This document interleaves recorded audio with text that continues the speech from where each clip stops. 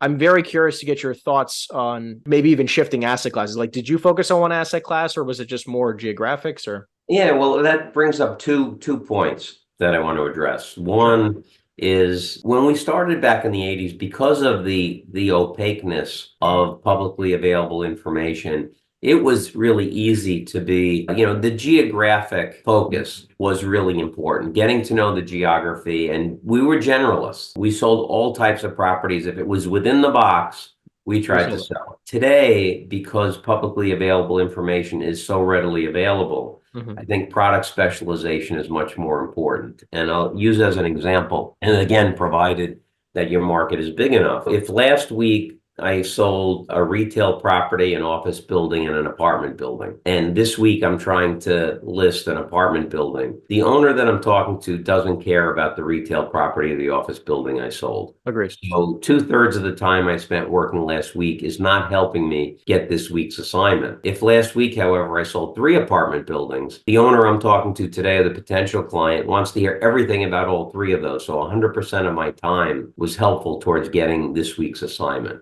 That is the big benefit of product specialization. Now, I think when you look at, what you do and how you do it, it reminds me of two very significant inflection points that we had in the history of Massinackel. And one way, and we went in different directions at two different points in time. Hmm. When we started in Manhattan, when we had all of our sales territories filled in Manhattan, we had an inflection point. We said, what do we do now? Do we get into office leasing? Do we rent stores? Do we get into debt? Or do we go to Queens and Brooklyn and try to sell buildings there? And at that point in time, the decision was, hey, we don't know anything about leasing. We don't know anything about debt.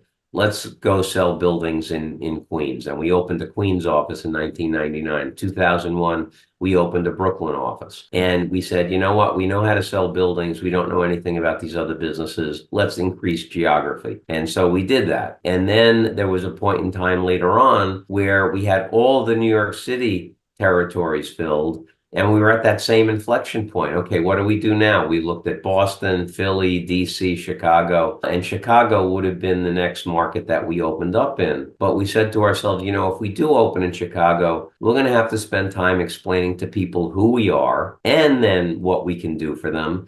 We have these very long, deep relationships with owners in New York. Let's just provide more services to them. So we got into the debt business. Mhm. We got into the retail leasing business. And so two different decisions at different points in time based upon what the horizon looked like at that point. I think that to the extent that you can stay as consistent as possible with what you're doing, the better it is. You don't want to keep bouncing around to the flavor of the month because invariably every sector will have its ups and downs. Of course. And so you want some consistency. The more consistent you can be, the more value you're bringing to the client. And ultimately, that's what we want to do is bring value to our clients. So Love that. I think consistency is important from that perspective.